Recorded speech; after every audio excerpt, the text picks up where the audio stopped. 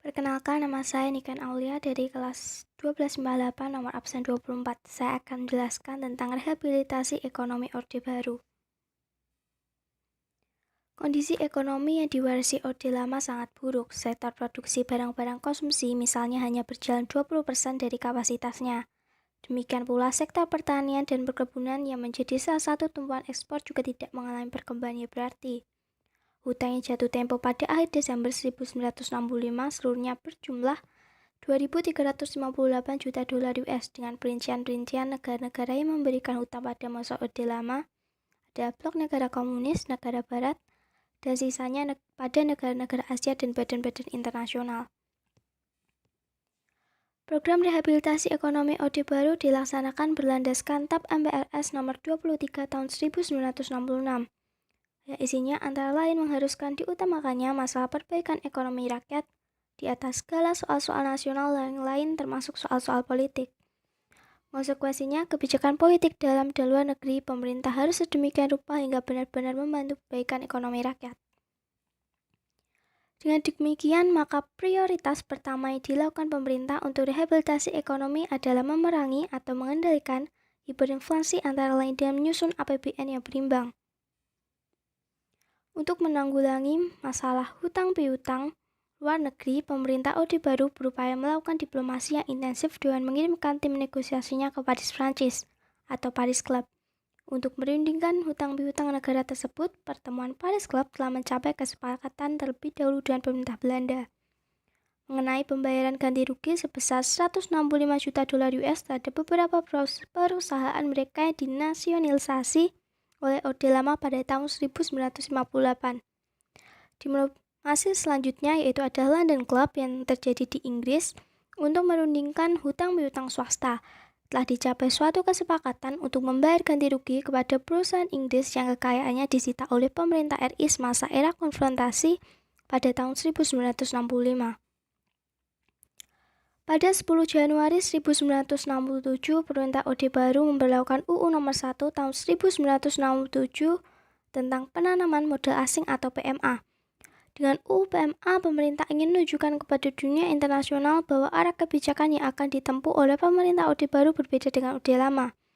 Orde Baru tidak memusuhi investor asing dengan modus sebagai kaki tangan imperialisme.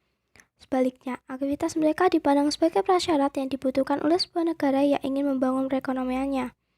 Dengan bantuan modal mereka, selayaknya mereka didorong dan dikembangkan untuk memperbanyak investasi dalam berbagai bidang ekonomi. Sebab dengan investasi mereka, lapangan kerja akan segera tercipta dengan cepat tanpa menunggu pemerintah memiliki uang terlebih dahulu untuk menggerakkan roda pembangunan nasional. Upaya diplomasi ekonomi ke negara-negara barat dan Jepang itu tidak hanya berhasil mengatur penjadwalan kembali pembayaran hutang negara dan swasta yang jatuh tempo, melainkan juga mampu meyakinkan dan menggugah negara-negara tersebut untuk membantu Indonesia yang sedang terpuruk ekonominya. Hal ini terbukti pada pertemuan Amsterdam, suatu pertemuan antara para negara yang memiliki komitmen untuk membangun Indonesia yang untuk membantu Indonesia pada bulan Februari 1967 di Amsterdam. Inisiatif itu datang dari pemerintah Belanda. Pertemuan ini juga dihadiri oleh delegasi Indonesia dan lembaga-lembaga bantuan internasional. Dalam pertemuan itu disepakati untuk membentuk IGGI atau Intergovernment Group on Indonesia, dan Belanda ditunjuk sebagai ketuanya. Selain mengupayakan masuknya dana bantuan luar negeri, pemerintah Orde Baru juga berupaya menggalang dana dari dalam negeri, yaitu dana masyarakat. Salah satu strategi yang dilakukan oleh pemerintah bersama-sama Bank Indonesia dan bank-bank milik negara lainnya adalah berupaya agar masyarakat mau menabung. Upaya lain adalah menerbitkan UU Penanaman Modal Dalam Negeri atau UU PMDN nomor 6 tahun 1968. Satu hal dari UU PMDN adalah adanya klausal yang menarik yang menyebutkan bahwa dalam penanaman modal dalam negeri, perusahaan-perusahaan Indonesia harus menguasai 51% sahamnya. Untuk menindaklanjuti dan mengefektifkan UU PMA dan UU PMDN pada tatanan pelaksanaannya, pemerintah membentuk lembaga-lembaga yang bertugas menanganinya. Yaitu pada 19 Januari 1967, pemerintah membentuk Badan Pertimbangan Penanaman Modal atau BPPM dan berdasarkan Kepres nomor 286 tahun 1968 berubah menjadi Tim Teknis Penanaman Modal atau TTPM. Dan pada tahun 1973, TTPM digantikan oleh Badan Koordinasi Penanaman Modal atau BKPM hingga saat ini.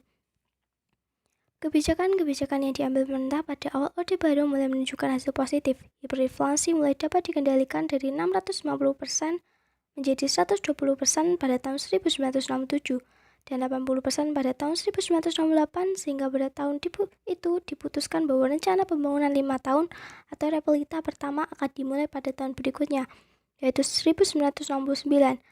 Setelah itu pada tahun-tahun berikutnya inflasi terus menurun menjadi 25% pada tahun 1969, 12% pada tahun 1970, dan 10% bahkan sampai 8,8% dalam tahun 1971. Sekian materi yang dapat saya sampaikan. Mohon maaf jika masih banyak kekurangan dan terima kasih.